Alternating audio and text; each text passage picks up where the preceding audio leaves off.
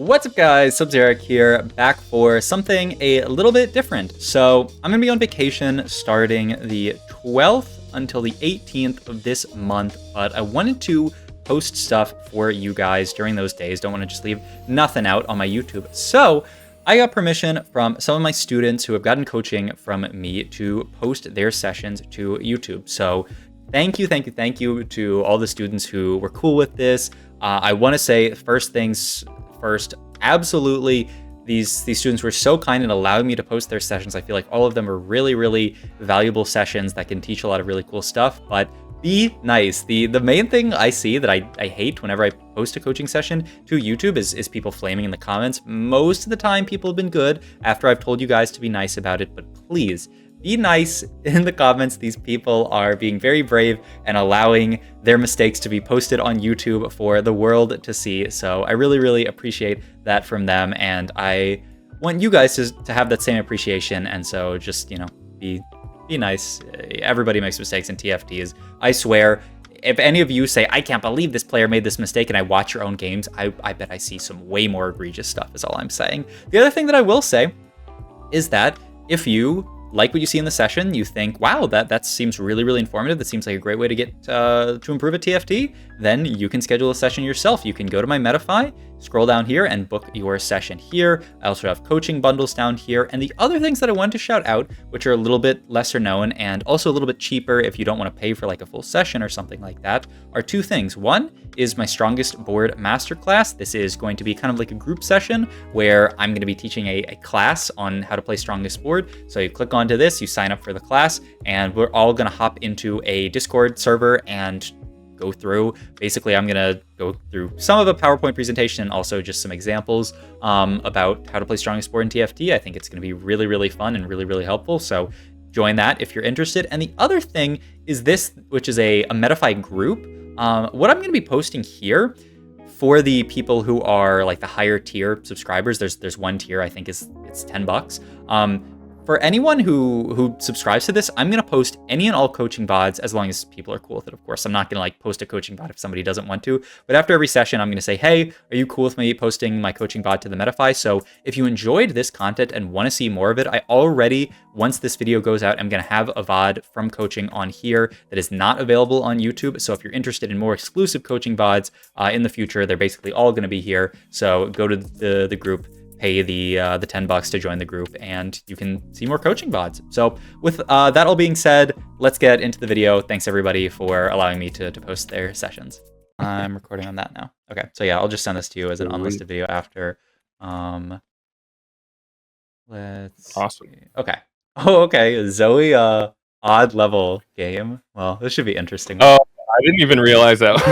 That's what it was. I would say like games like this aren't the most representative usually. Yeah, so if you have a game that's not, I mean, we can, let's do a different one. Yeah. I'm sure there's stuff there. I'm sure there'll be stuff to review in this game, but yeah, if you have a more standard game, usually that's better. Yeah, I wanted to find one that was like the most neutral. Yeah.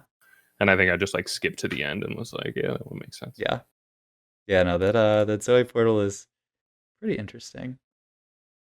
Yeah, I haven't quite figured out the best way to play it, but most people just do like fast 9, like just because the total XP to get to 9 is so much less than it is in a normal game that like it just becomes everybody goes 9, and then it's like who can go 9 the fastest and who can hit on 9, which is it's something. Some people don't like it very much, which I mean is fair. Okay, champion delivery. Yeah, I don't like those super weird variants. Okay, so champion delivery. Oh, you got this. I like this arena that it like loads in and does a little like whoosh, like pivot. I know. That's one of like the old school ones. Okay, Yasuo pair. Ari here. Yeah, could be faded. We could maybe end up playing this in the early game. We'll see. I mean, like Malphite Yasuo actually fits together pretty well, and then getting the Timon is not that hard. Playing this late game, I think it's not very doable. I guess like Ashe is here, you can kind of fit it sometimes.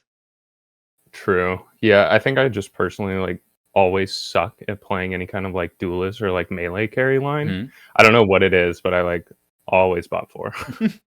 Yeah, sometimes it's just the line does not click with you, and that's okay.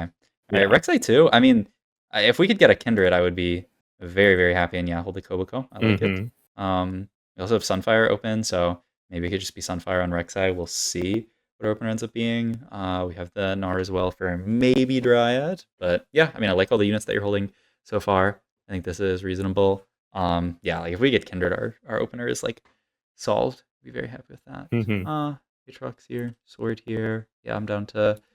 I think just holding the Aatrox is fine. I don't think there's anything else you really care about in shop that much. Yeah, I think it's good. Yeah. Okay. First, augment. I don't think I ever really want to take idealism here. Oh yeah, and then you're tailoring for the kindred here, right? Because it's not. Let me. Oh no, it's the. Oh yeah, it's champion. I always mix up the champion delivery versus the one where you actually tailor for. This is the one where you can't tailor for it, right? It just gives you yeah. Okay, so it's the one you can't tailor for. So you get a Tom Kench, which is kind of nice. Okay, so yeah, I don't really want to take idealism here. I just don't think it does that much in a spot like this. Like I would probably roll idealism first, just because it's just like a little bit underpowered augment. It's only really good when you like already have all the components. There's Sunfire plus Sword open. You'll roll Lucky Ricochet. This one, like, also we don't really have an opener for it, so I am not that happy taking it. So yeah, I'm down to roll these couple first. Yeah, I think it's fine. Wrath of the Moon, Gifts of the Fallen. Neither one I'm that excited to take. So I guess you just default to pumping up here. Yeah, this one just isn't great early game, and Wrath of the Moon, you don't really have an opener for it. No Armbles, so I'm down to take pumping up here. Okay, you take pumping up. I like it. Yeah, the only thing is we didn't really get a nice faded opener, which is a little bit sad, but you know, maybe we can down the line. I think we should, just try to play strongest board here. I think this version of the board is fine. I don't really want to level here just because I'm not that confident in my board to actually win streak. And the next question becomes, what do we, if anything, what do we slam here? With pumping up, I would ideally like to play some kind of AD something like Ash. You can play like basically anything from this spot. I'm down to make a Sunfire here and just hold on to the sword. Because one, I generally kind of like Sunfire and Ash, and mostly in Ash, just because like the front line, like you put this onto an Alawi to, she's gonna live quite a long time. Sure. And as far as like red buff Morello like item holders, you have the Aphelios, who can hold red buff decently, but I like Sunfire decently in this comp, and I'm pretty sure the stats agree that it's pretty good in this comp, so I don't feel bad about sending a Sunfire here, especially because, I mean, this guy's Fortune, they have 4 units in, you can probably win this fight with a Sunfire Slam, and then also you get to keep the sword open, which is nice, so I'm down to slam Sunfire here onto the Rek'Sai and just play strongest board. Looks like we're just going to win this fight anyway, because, yeah, these units don't do anything, so. Yeah, I think I decided agreed a little bit here. Yeah, that's fair. I mean, this guy's board is pretty weak. I don't think there's an easy way to lose that fight. So yeah, that's good. We hit Koboko 2 here, which now we have to start thinking about how we want to like make gold and what we want to actually play on this board. Because I'm still down for us to play faded opener if we get it, but we don't have it yet. I guess you just make Koboko 2 and play it. I think this is sometimes I get stuck on the decision on like whether or not, like I won the first round, so my thought is like, okay, I have Koboko 2, I could put him in to get a stronger board, protect the streak, or I could just go for econ. And I'm not really like sure what comes down to like the call on that decision. Yeah. So I think the thing you have to think about with that is, do I think that this board can actually like win streak the rest of this stage? Because this board right now, I mean, having a Koboko 2 and a Rek'Sai 2 with a Sunfire Slam, especially, I mean, like, it's also, like, elo dependent, you know? Boards that would never win streak in a Challenger lobby, sometimes just 5 streak, depending on what elo you are. So, I think at your level, it's definitely good to lean into, like, trying to play more for win streak, just because so many people are just playing terrible boards. And so like you can usually just get win streaks for free in situations like this. So I think if this was my game, I would not really try hard to win streak here, because we don't really have a backline yet, is the awkward thing about this. Like we just have this the Gnar is like our main source of damage, so it's a little bit awkward. But I think like at Yurilo, I think it's fine to like try to play for streak here, and like I guess you're talking about potentially leveling up here and like getting Warden in. I like the scout here to check what the rest of the lobby is doing. But yeah, like I think at my level, I would not I wouldn't level here, and I would basically do what you did here, play this and then make 10 gold. Make econ, yeah. Yeah, but like it's probably fine at your level to try to play for streak here, because if we had Sunfire in level here, we would definitely win this fight. Like this is a fight where you should definitely Interesting.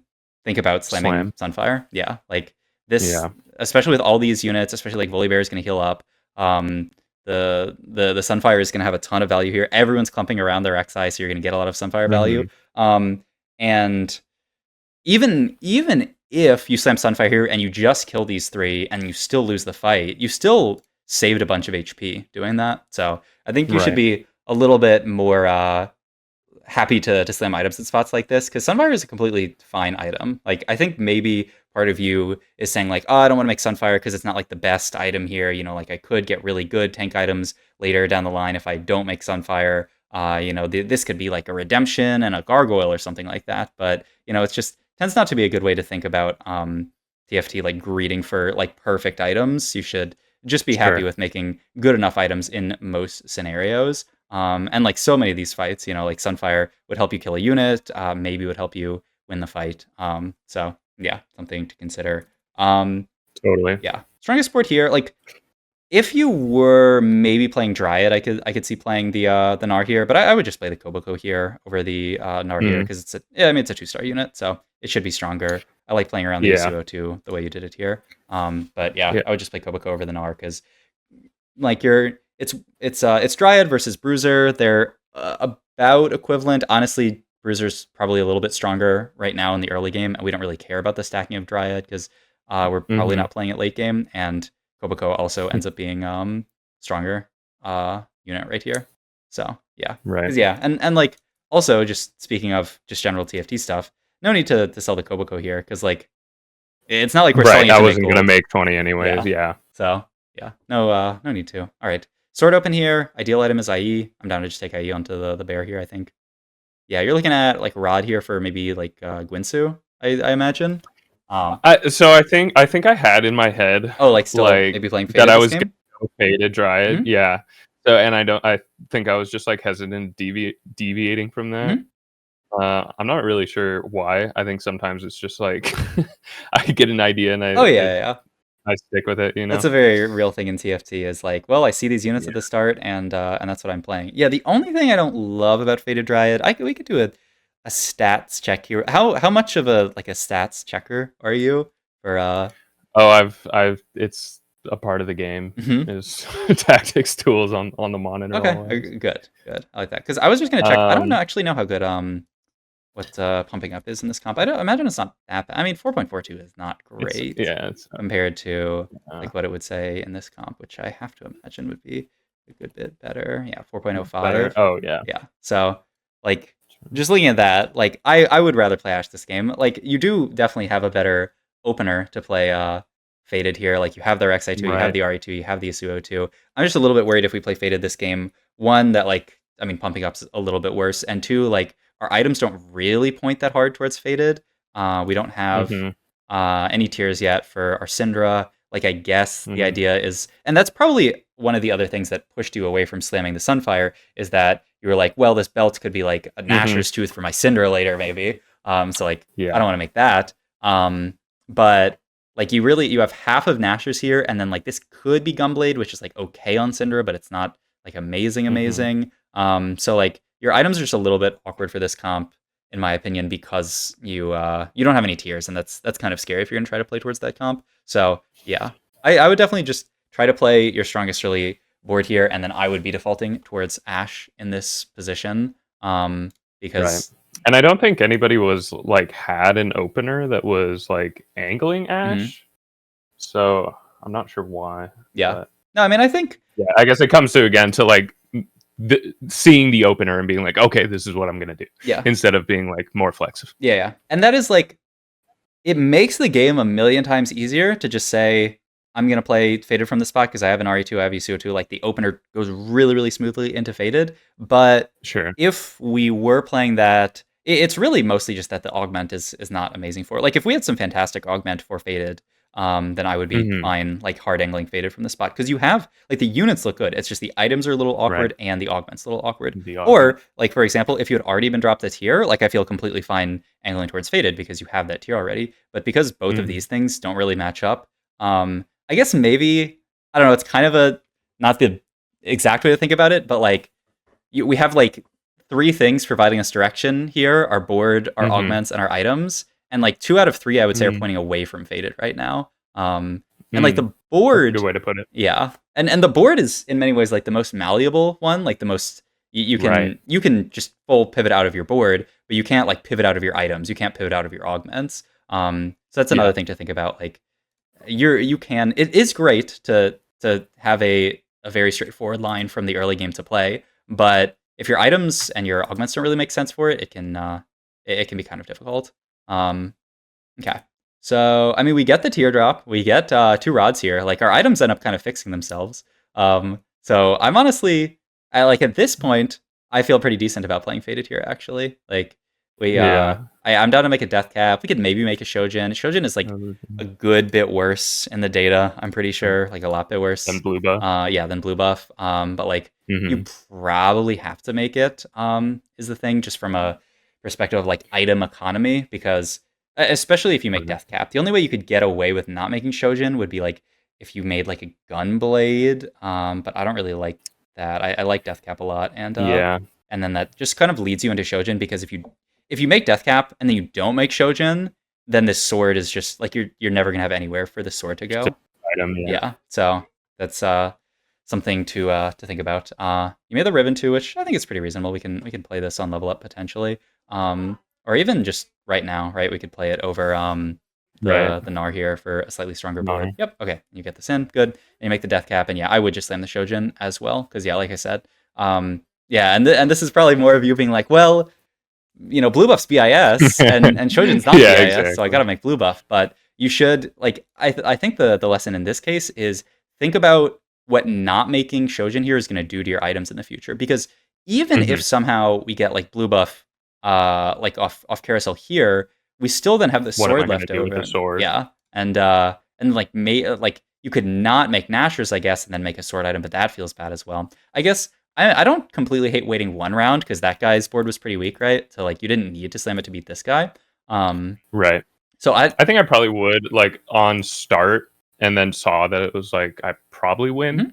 Yeah, and I and that's think I probably think why I if you did slam this like next round, or like if in another fight Chojin's an actual like that. Hmm. fight difference making slam, and then you make it, I think that's completely fine. Yeah. Otherwise here, we don't. I mean, actually, you could throw Capricious onto the Yasuo. I love this Capricious augment so much. Like it just has, I like it a yeah, lot too. it has such a chance to just high roll you insane items. And also, I don't really care. I mean, it's definitely not heroic grab bag. And then balanced budget is like okay, but like yeah, I just go Capricious here. I mean, see what our other options are. But yeah, I mean, I would definitely take Capricious here. Chrome Guarded's not horrible, I guess, but yeah, I like this a lot. Right. And oh yeah, we have the ribbon for it as well. Okay, so yeah, we just throw it on the ribbon then, like this. Um, and then I'm down to level here. It's really really cheap to level. Mm-hmm. We can just get Arcanist onto the board. But yeah, it's only I 60. think I just straight up forgot. Yeah. But yeah, level here I think makes perfect sense. Yeah, you do stun the Shojin. Yeah. Okay, perfect. I like this. So yeah, I mean our board's really strong. We end up fighting this guy who's 3-2 Venerable P-Vank. Like this is the weakest board of all time. So like this is a free fight as well. So that's kind of nice. But I would definitely like to. And we sold the Zoes. Like that's another. Ooh, wait. What are we doing here? What are we doing here? What are we doing here? Okay. One Oh no. before this, I don't want to sell the Zoes Uh-huh. for the exact same reason as before. Like there's no need to. Oh yeah, and you do end up like pre-leveling after the fight, which is, I mean, good, better late than never, I guess.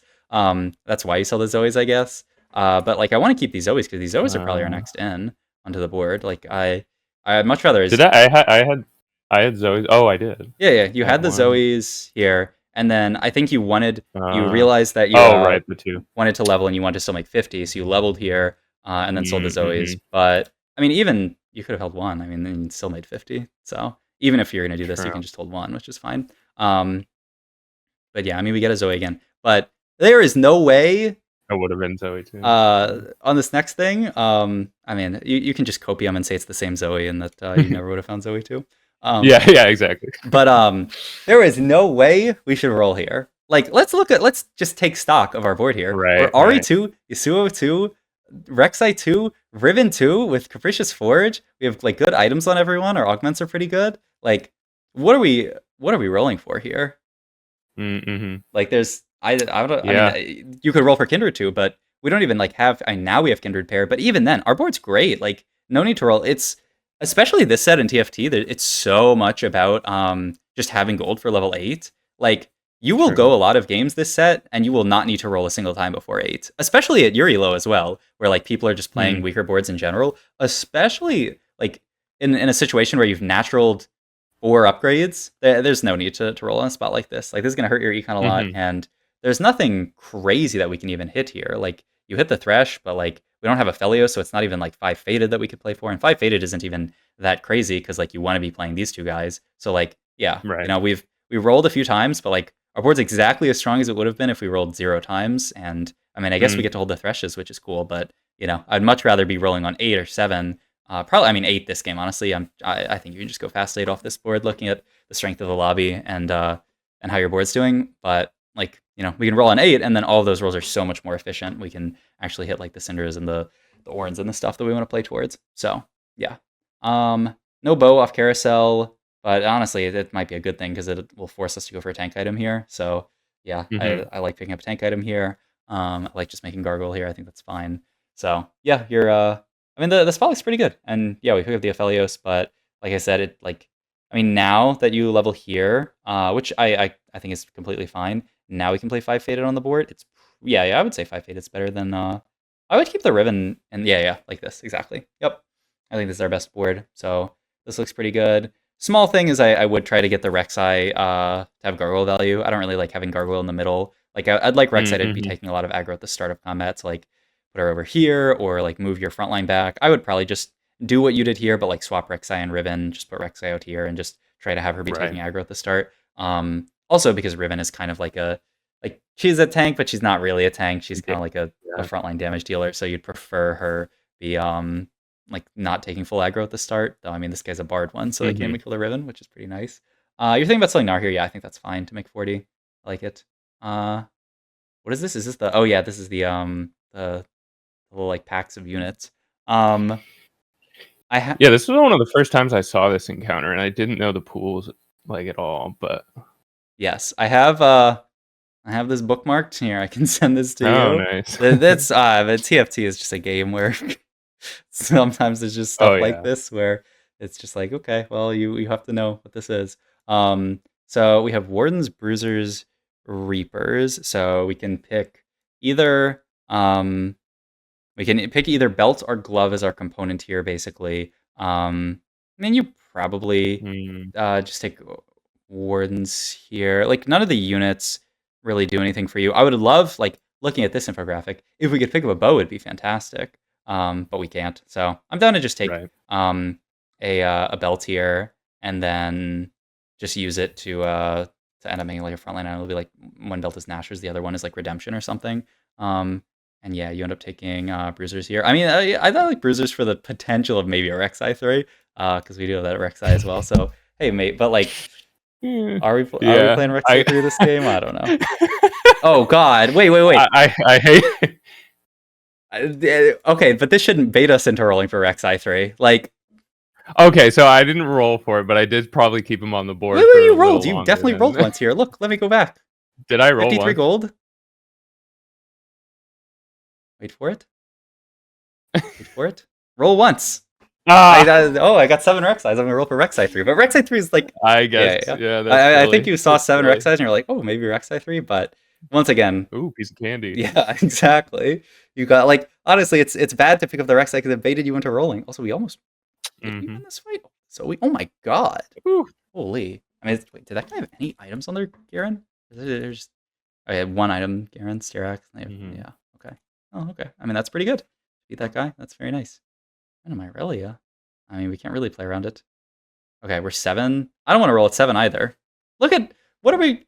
Oh, wow, we found an Ornn. Okay. Definitely first note, addicted to rolling. Like, we do not need to be rolling this. Like, there is no reason this game that we should have rolled a single time before level 8. Like, our board didn't really get that much better by rolling, and we spent so much gold on like when we could have a really, really rich level 8 here, and we still have a pretty rich level 8 because of the portal, and just because we're win streaking. And yeah, because we're win streaking, I'm down to level here. And like now we could roll an 8, but like imagine if we hadn't done all that rolling before, like we could be level 8, like 50 gold here. 50 gold. Yeah, or even more, because like we're selling the Silas, we're selling this Riven. Like there's so much that we could roll for here. I'm a little bit like I would probably hold the Riven on my board, but I don't hate getting rid of the Riven just to simplify your roll down. I think though it's a little bit weird here that we sell the Riven but don't roll immediately, because if you're gonna sell this Riven, I think you should be committed to the idea. Like the only reason to sell this Riven is if we're gonna 4-1 it, because she's gonna be our strongest board until we transition into the next board. And so it's a little bit weird that we sell Riven but then don't immediately 4-1. Like you can either wait one round and then 4-2 it and then keep the Riven for 4-1, or you can sell the Riven and then just 4-1 it. But it's a little bit weird that we like sell the Riven and then wait at 4-1, because like we need to replace this Riven. We need a unit to hold these gloves. Like yeah, we need to roll here. So yeah, just kind of like, and yeah, I mean you're rich enough to roll here. Like it's fine, and we're gonna get some gold later from the portal, like spawning units in. But yeah, I would absolutely roll here.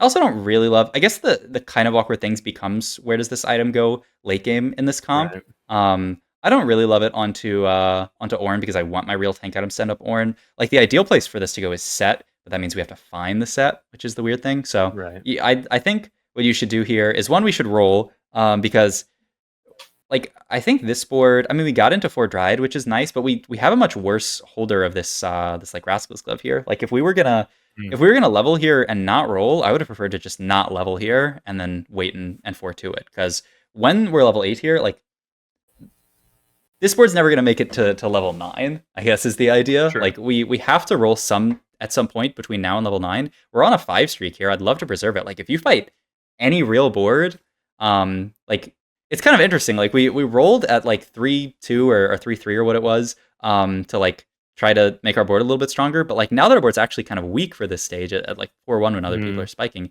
now we're not rolling, which is like kind of I don't know, it makes things kind of difficult. So like kind of like wasting gold on rolls when I had the strong board for the stage, it kind of turns into like a weaker board because I don't have that gold later on. Yeah, exactly. I guess. Exactly. Okay. Yeah. So yeah, all that gold that you invested early didn't really do anything, and now like, right. I mean, there's a world here where you like roll it to 0 and like you don't hit because you don't have. I mean, you shouldn't roll to 0. You should roll to like 10 gold at the lowest, just so that you can kind of recover your econ here. But yeah, like not having that gold now might mean that you end up. I mean, it will mean that you end up with a weaker board than you would have if you had the gold. But yeah, I would just, especially because we're on streak here, I would just roll it to 10 gold here, or until we find something significant, like a Syndra. If we find like Syndra 1 plus Thresh 2, I'd be down to wait a little bit. But yeah, we need to upgrade the board, especially because we want to keep streak. And yeah, I like not really caring that much about the Rek'Sai 3 Dream, selling Rek'Sai here, moving items to Ornn, or you could even leave items on Rek'Sai and like wait one round. But I don't really like the gloves on Ornn. I like it onto Yasuo, because when we get to Ornn 2, we want to actually have tank items on Ornn 2, because I guess the big thing that I don't like about this is putting the Blacksmith's Glove here means that we don't actually have a spot for these tank items. Like, unless we find Rek'Sai 3, and still Rek'Sai 3 is not that amazing, but I don't want to bet on finding a Rek'Sai 3 on 8 when I already have this Ornn who wants to be my main like tank anyway. So I like putting the Blacksmith's Gloves on Yasuo. He's not a terrible holder of them. He's not like crazy, but Yasuo is a pretty decent unit. And then just having tank items either here or here, and then eventually they're going to end up on Ornn. Let's see, we reforge belts here because we honestly have too many belts. I think that's fine. Like you could make Warmogs and it wouldn't be terrible, but there aren't too many bad items that you could find here. Worst case is like a sword, or yeah, like worst case is sword. I think everything else is fine. Like cloak could be gargoyle, tears, redemption, bow is gnashers, rod is like crown guard. Like yeah, pretty much everything but sword is fine to hit here. So I like this, and then cloak you get this, which I would probably just make a second gargoyle here and just have it be fine. Like it's good enough. And then also like if we don't make it, or you could wait to augment, because we don't have spark yet. So I think we can wait to augment and see. Maybe we end up making spark. Maybe it's like Sunfire spark actually. I think that's fine as well because I don't think we have heal cut or shred yet. Yeah. So actually, I kind of like Sunfire, and then wait on Spark Nashers. Okay. Augment here. I mean, it's not Lucky Loves. It's not Blinding Speed. I don't really want it to be Hedge Fund, but it might be Hedge Fund. Right. We'll see. I would reroll these first because, like, Yeah. I guess you have Lucky Gloves with the item, the Ornn items gloves, which like it works kinda. Like it's kind of weird because the Ornn items are weird, but like it does work to some degree. We don't. It's interesting. We'd make another TG. I think I would prefer a lot of things over Lucky Gloves here. But it's a funny idea. Yeah, I don't really like Unleashed Arcana either. It's a little bit rough actually. I don't want to take Uplink though. Yeah. Yeah. Yeah, these are rough augments. I mean, I wish Uplink was a good augment. Like, this is another time I would stats check to just see, like, is Uplink even, like, acceptable in this comp? Because, like, I would like it to be, but I don't. I think it almost never is. Yeah, 4.5. It's not horrible, but it's not great. Yeah, this is actually a tough augment pick here. I mean, yeah, like if you're, I guess you might have to take Lucky Gloves. I don't love it, but I think you might have to take it. I don't really want to take Unleashed Arcana because we just don't have anywhere for the items. Okay, you're rolling into Harm Assist. I think it's. Let me check the stats again on Harm Assist in this comp, but I think this augment's pretty decent in this comp. Yeah, 4.37, not bad. It's healing onto your Syndra that you don't have. Yeah, I mean it's healing onto everybody. I like Harm Assist here. The problem with Unleashed Arcana, in my opinion, is like where do all of these? I mean, it's Spark. Which is nice. I guess, okay, I like rerolling this. I think, because it is Spark, but the problem is where the other ones go. You have like JG, and then you Spark here, and then you have a random Rabadon sitting. Yeah. Yeah. I don't completely hate it. I think I would have been Harm Assist here, just because it's another Comet Augment for Syndra. But like, I don't think it's that much worse, and I do like that it gives you Spark, which is a big consideration, I think. Right. So, yeah. I think I was also thinking, I was like, I don't have any other AP shredding. Mm-hmm. Like, I didn't really have a path for a Shiv. Yeah. I guess I had I could get a rod in the right. Yeah, like the other option is like get rod off carousel. Yeah, and I think my preference towards Harm Assist is because I think it's pretty reasonable that you get like a rod or a bow, like bow for Nashers or rod for a thing between these next two rounds. But it doesn't feel that bad to guarantee it. It's just a little awkward that our augment ends up being like Spark, and I mean like the augments are the items are not that bad. Yeah, I don't completely hate it. I could see it. I think it's pretty reasonable. And then yeah, you just JG here, and then we're gonna make Spark. I definitely want to keep rolling for sure. Let's keep rolling. Also, let's pair. Okay. I don't think that went through, but oh yeah, it did Kindred. Okay, well we'll do it next round. It's fine. I do like that we rolled here, but yeah, I think this round you're a little bit too like golds. I don't know, like happy to hold on to all of your golds here. Like I would definitely roll down to like at the least like 20 gold just to get some upgrades here. We found the Thresh too, which was nice. But like yeah, I want to start seeing some of the other units because once again, like I mean, maybe this lobby's super weak and we can go 9 off this, but I don't think this board should usually be able to go 9. Man, I mean, maybe the lobby is really weak and we can go 9. But I think that was the dream. Yeah, I mean, it could be. It could be the dream. We'll see when this gets Trist 3. I would say same thing with the like gargoyle on Rex earlier. The Eternal Winter I really want on the edge of the front line so that we're actually like using it early on into the fight because like right now, like the Eternal Winter doesn't do anything until like now, and now it starts working. But yeah, I mean we're gonna beat this guy. I mean they're stuck on level 6. Oh, they hit Trist around 6. What? Okay, whatever.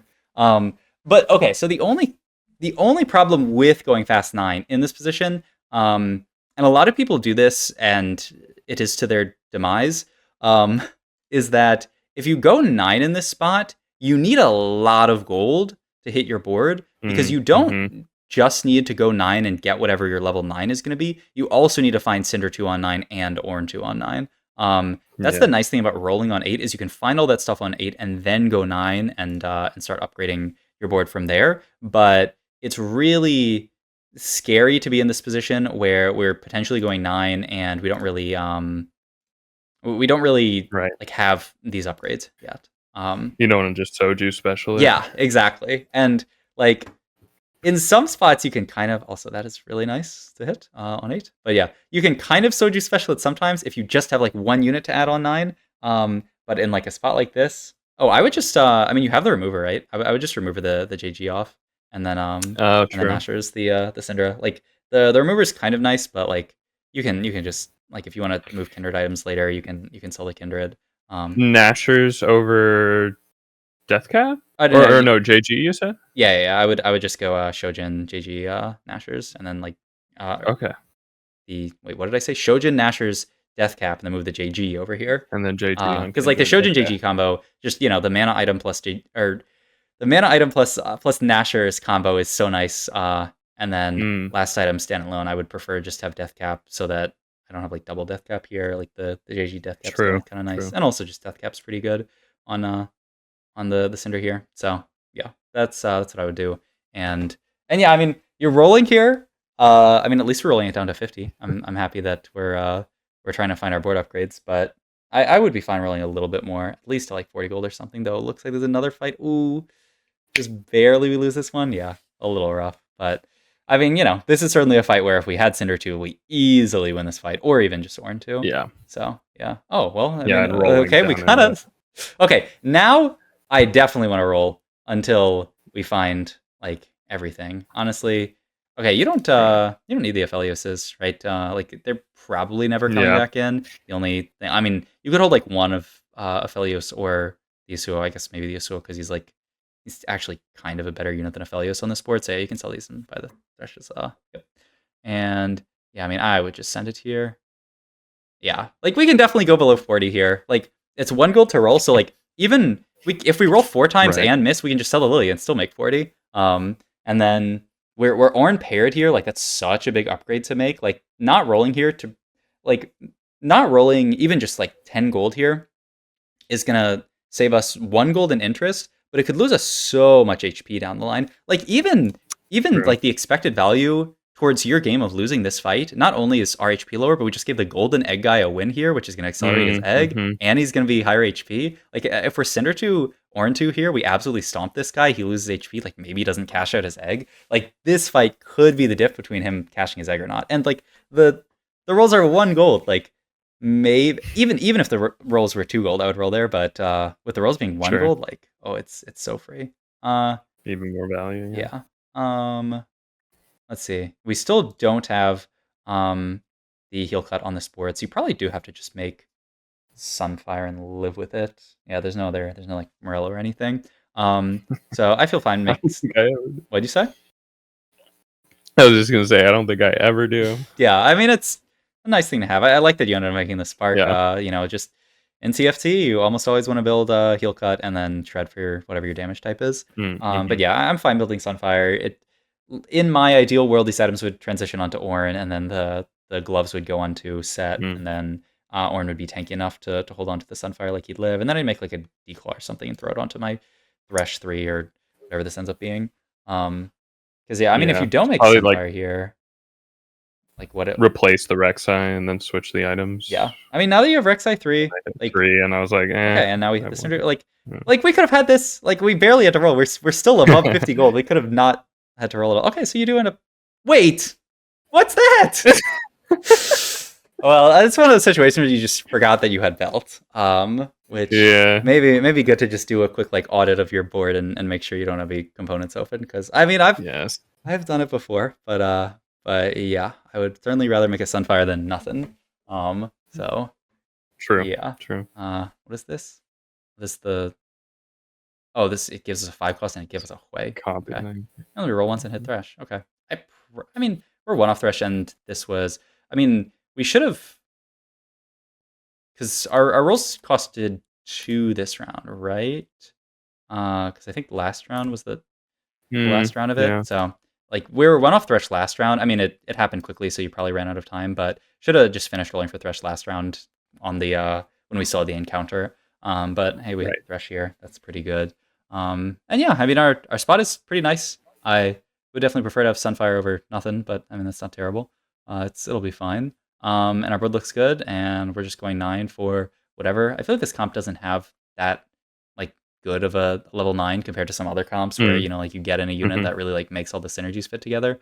But we can. I mean, the ideal world is you get like a spat off carousel here, and then that makes the level 9. You get Dryad spat, and you play 6 Dryad. You get Faded spat, you play 7 Faded. Like that's the ideal world, and like outside of that, yeah, there's not too much crazy stuff. I mean, you can find like Azir and get Azir in. Though it's kind of funny now that we have this Rek'Sai 3. We're almost like, I mean, I guess we could just play Azir for 5 Dryad, and that could be the board. But like usually it's like Azir, and then you can like cut Rek'Sai and play like Annie. Annie would be kind of nice on your board because it gives you a heal cut, which you don't have. But yeah, just barely lose this fight to that guy who was honestly, yeah, I mean, they're Zaya too, a little scary.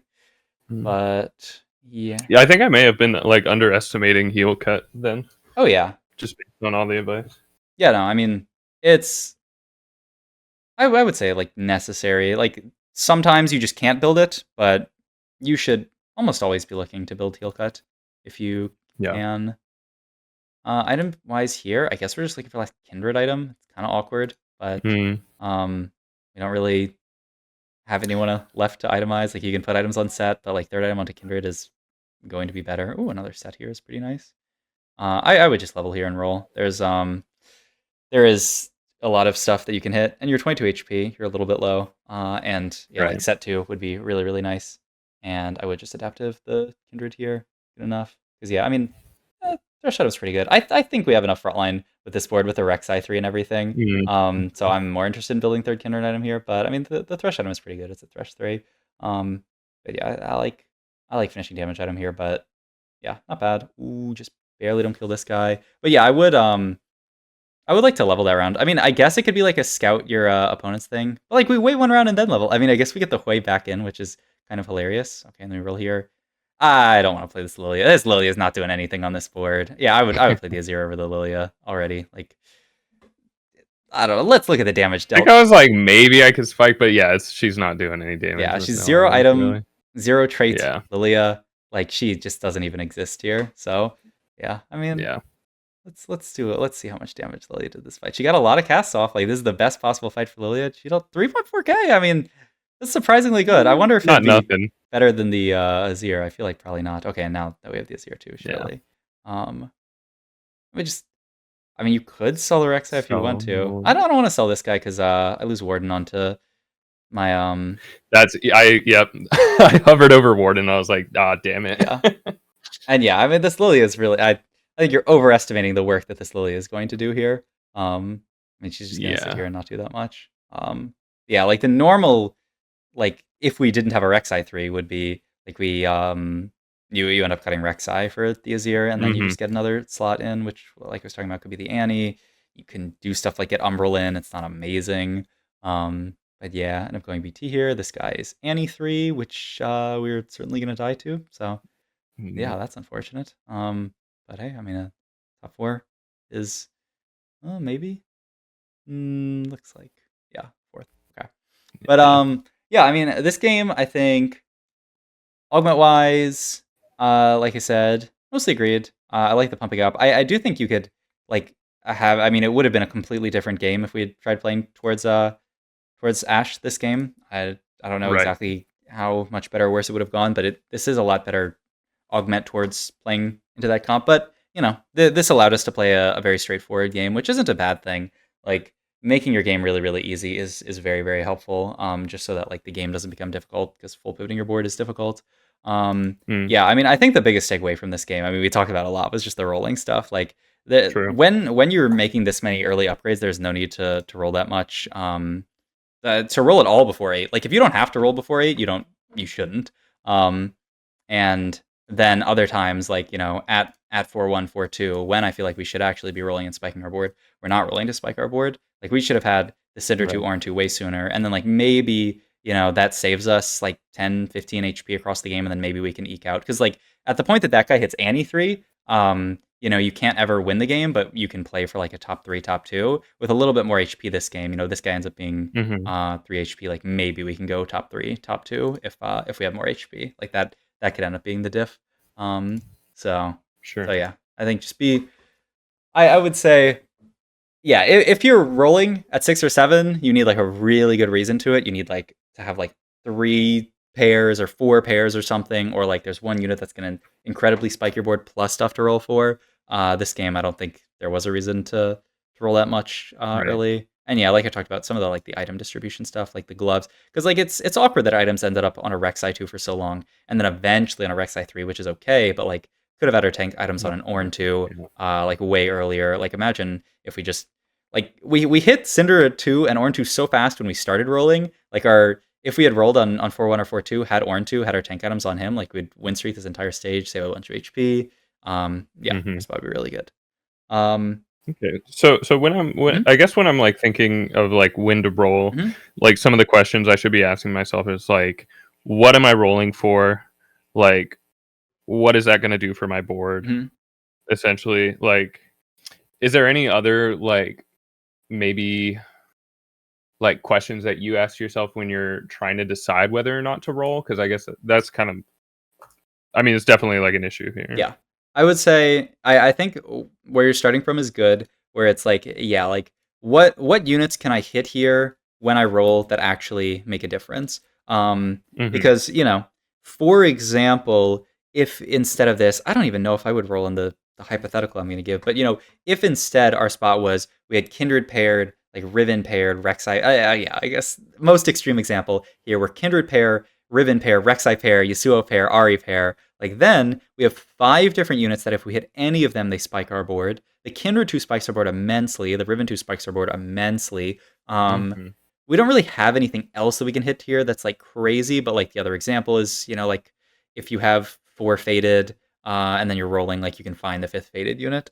So yeah, like one is definitely like what units you can roll for. One thing that you should think about as well is like there will be times where you have a bunch of pairs, but you don't even really need to spike your board. Like for example, we have Kindred. Like imagine if we had Kindred pair here, and then we have Zoe pair, and we have Nar pair here as well. But we're We're rolling. yeah, Oh. our board is already pretty good. Like Mm. does hitting Kindred 2 actually make a difference in any of these fights? That's another thing to think about. That's like people Mm.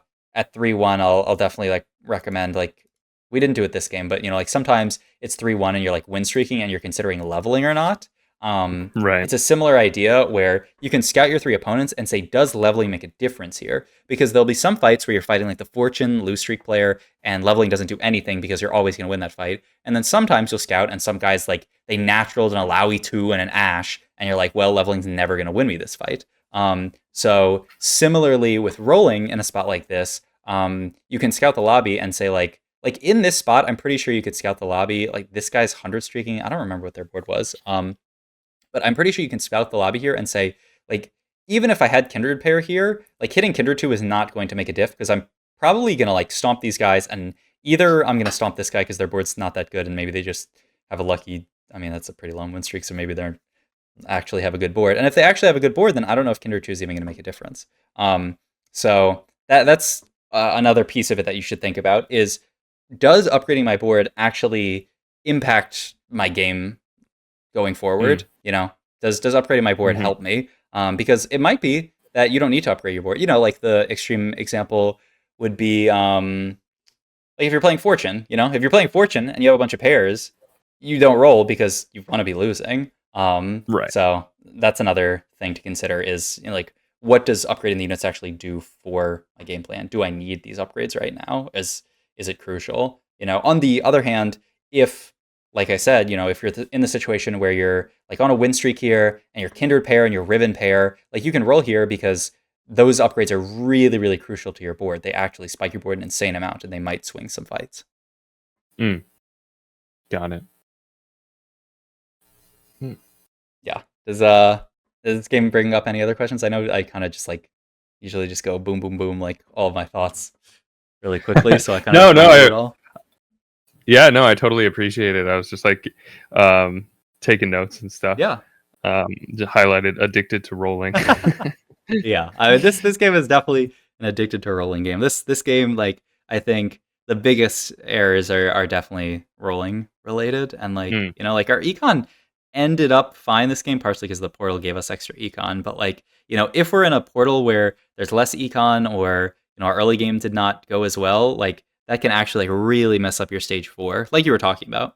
You roll too much Right. here, you get to stage 4 and you have less gold and you can't hit your board, then like that can really really doom your stage 4.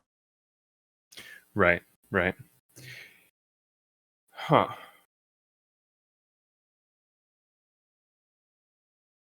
Trying to think of anything else that like came up or any other question. Mm-hmm. Yeah. And we talked about some of the item stuff. I do like that you ended Right. up making Shoujin. I think in hindsight, the reason you didn't end up making Sunfire early game is because you wanted to angle towards this comp. But I guess the other thing to talk about from the early game, and like the angle we ended up taking was fine, and our items kind of got bailed out on Krugs. Like we could have had a much worse Mm. Krugs item wise, and our items could have been worse. So it's always sort of important to look at all of the sources of direction that you have in the game, and like I think items and augments should be bigger sources of direction than your early game units, because like I said, Right. you can swap You can out. always change the units. Exactly. Yeah. Whereas, yeah, you can't unless you have Pandora's. You can't swap out Mm. your items. And like these items, I look at these and I say it's kind of hard to play Syndra from this spot. And it ends up working out because we get dropped a tier and we get dropped a rod, and so like our items end up kind of working out pretty perfectly this game. But Mm. in a different world where we took this rod here, but then we got dropped like glove and then like I don't know a cloak or something. Like then we're kind of forced to Mm. play AD, and then like our opener is kind of awkward for that. So just good Right. to consider what your items are telling you in the early game like this. Like I think it was kind of a big pivot to get into that comp item wise, but our items off Krugs ended up being pretty high roll, so it ended up working out. But yeah, just to consider. Also, like we talked about earlier, like if you had made the Sunfire, we would have saved a decent amount of HP this stage. Oh yeah, and also like you said, prioritizing heal cut is yeah, it's just good to have heal cut almost every like. There's almost no comp in TFT that does not want heal cut, unless like it's a Mm-hmm. comp that has innate heal cut, and there's not really like anything like that right now. Like even Annie Mm. is like heal cut in her ability, but like not like it's only on frontline.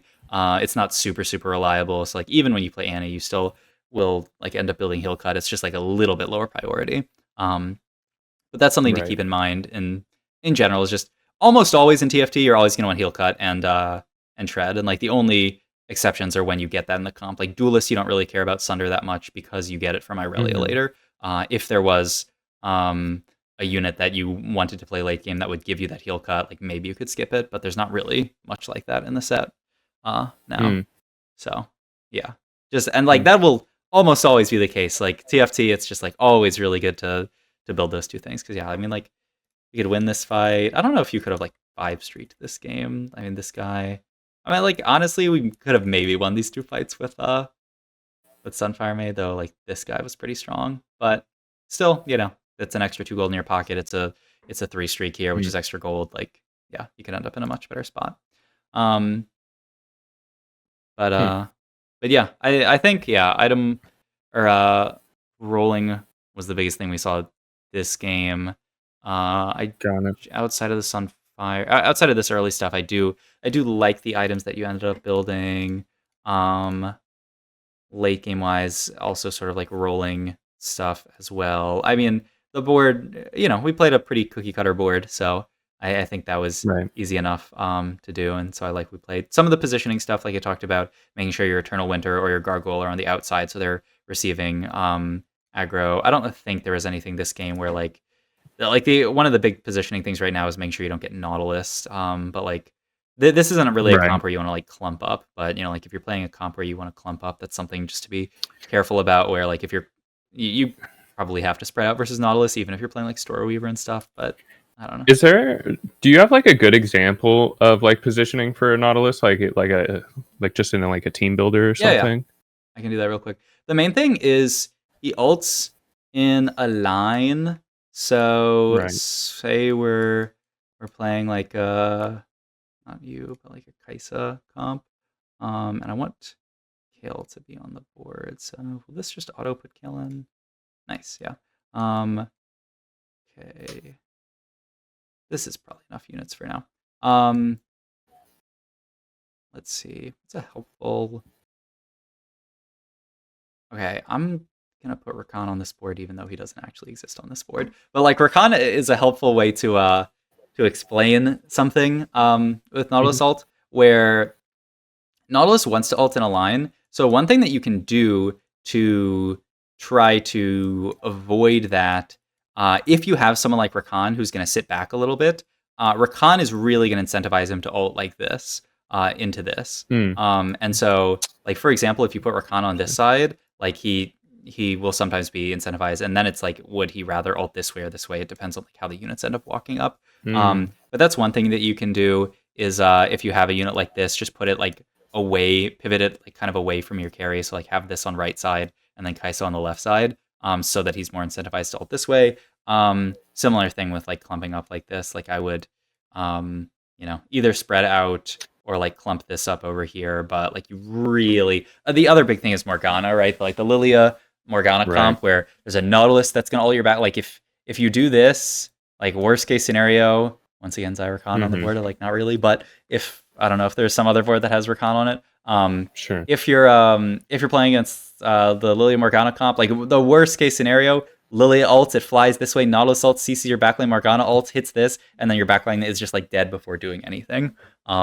So that is the worst case, and yeah, the way to combat that is do like this. If like, I guess a more reasonable example is if we have like a 4 bruiser here. Yeah, like isolating your carry, and then he should like if you do something like this, he will also ult in like this direction because there's like more units incentivizing him to ult this way. So isolating your guy and making sure you don't have anyone like baiting him to ult in this direction, because yeah, like for example, if you have Koboko ult walk up like this, and then maybe one of these units dies, then he could very well ult like this. So yeah, and then Silas is also going to dash forward, which would also make it easier for Kai'Sa to not get ulted, because if like Silas ends up here, then he's like always ulting this way. Even if it's like this, he's always gonna ult like this way or this way, though. Like Kel's not gonna walk up. So is he like prioritizing or like aiming towards like clumped units, or so it is? I guess I don't. It is 3 towards the most enemies in a line. It is 3 shockwaves towards the most enemies in a line. So it's like AoE, but it's also a line. So like it has to be, like boom, boom, boom.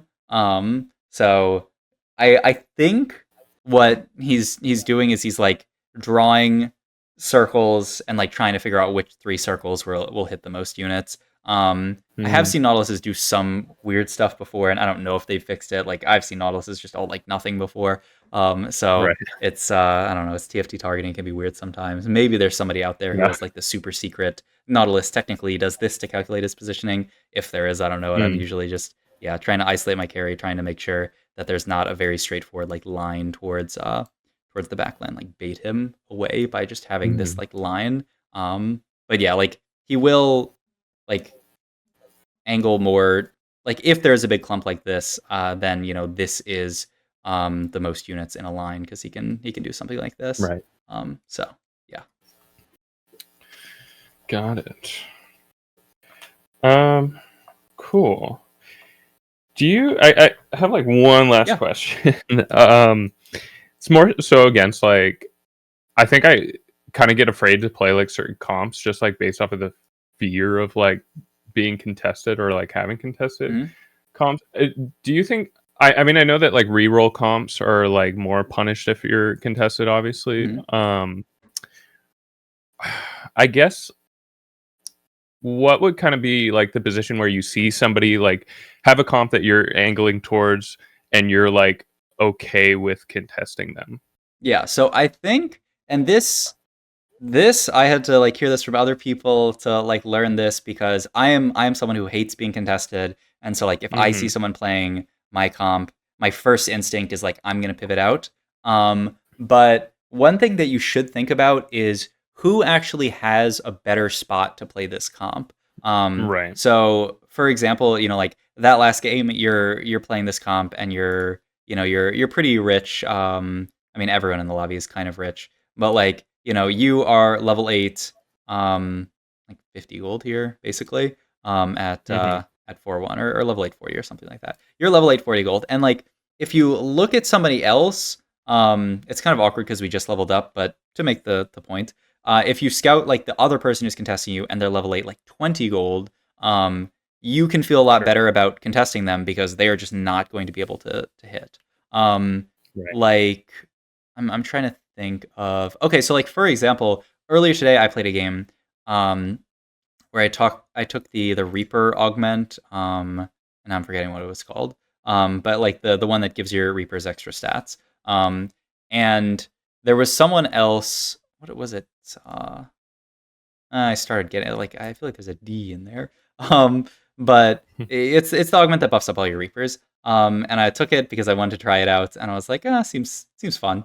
But I noticed right at the start that there was somebody else. Like I was thinking of playing Kazakh's Reroll, and then they decided they were also playing Kazakh's Reroll, and I was like, okay, I am not going to contest them Kazakh's Reroll because that generally is a recipe for disaster. But what ended up happening in that game is that like I had a lot more gold to go 8 on because they had to actually roll for Kazakh's 3, and so like that's a situation where I was able to go 8 with like 40, 50 gold to roll, and they couldn't go 8 and roll because they had rolled all their gold earlier. Grim Harvest, finally. Right. So like they had used all of their gold earlier rolling, which made it really easy for me to push levels. Same idea, but like say you have like it's really hard to contest people when you're playing reroll if they have like an econ augment. Like one of the like the most historic examples is like if someone has like a trade sector and you're trying to reroll or you're trying to contest their reroll, it's really hard because they're seeing twice as many shops as you, so they can start picking up the units faster.